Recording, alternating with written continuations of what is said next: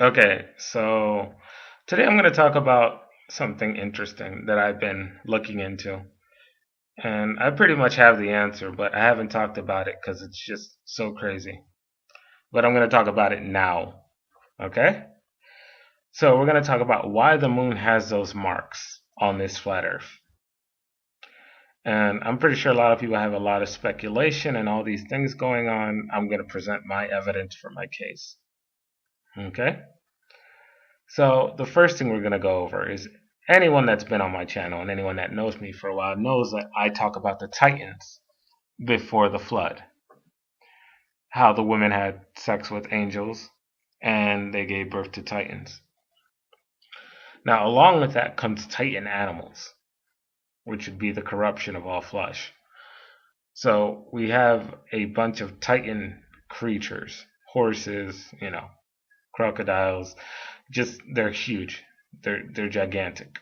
And I have picture evidence of pretty much what I'm saying. Now, here's where the interesting part is going to come. Why am I bringing up Titans when I'm talking about the moon? What does that have to do with anything? Well, I always say let's take religion literally. And let's take the story literally. And let's see if we can prove it the best we can. So I'm going to read a verse from Norse mythology. Okay? So follow along with me.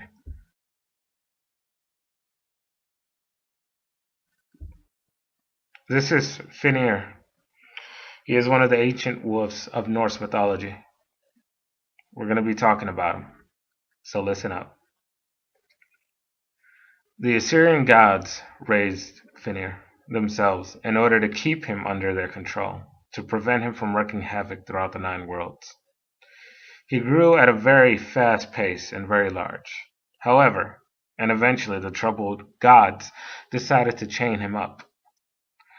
Their first two attempts were unsuccessful. While the cunning gods convinced Fenrir that it was only a game, a test of his strength, he broke through the chains easily.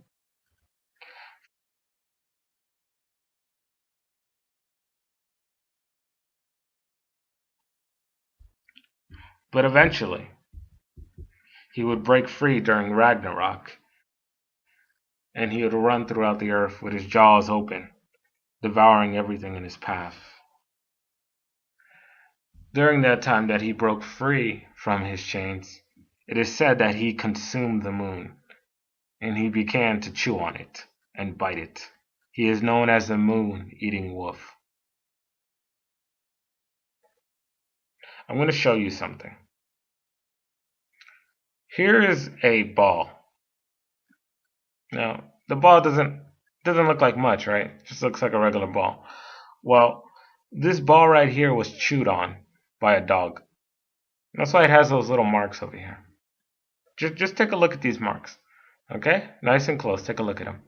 Now, I want you to go on Google and I want you to grab the moon. Grab a picture of the moon and I want you to place them side by side. And I want you to compare them and tell me what it looks like.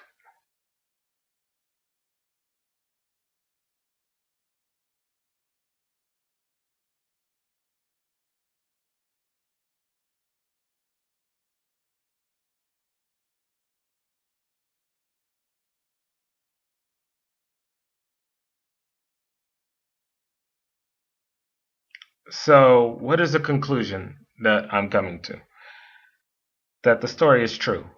That when the Titans were on the earth, there was a Titan wolf named Finir, and he grew to immense sizes. My guess is he at least grew to one of those mountain-sized Titans that we see in the pictures. And he was actually able to somehow jump up or somehow run up and actually chew on the moon.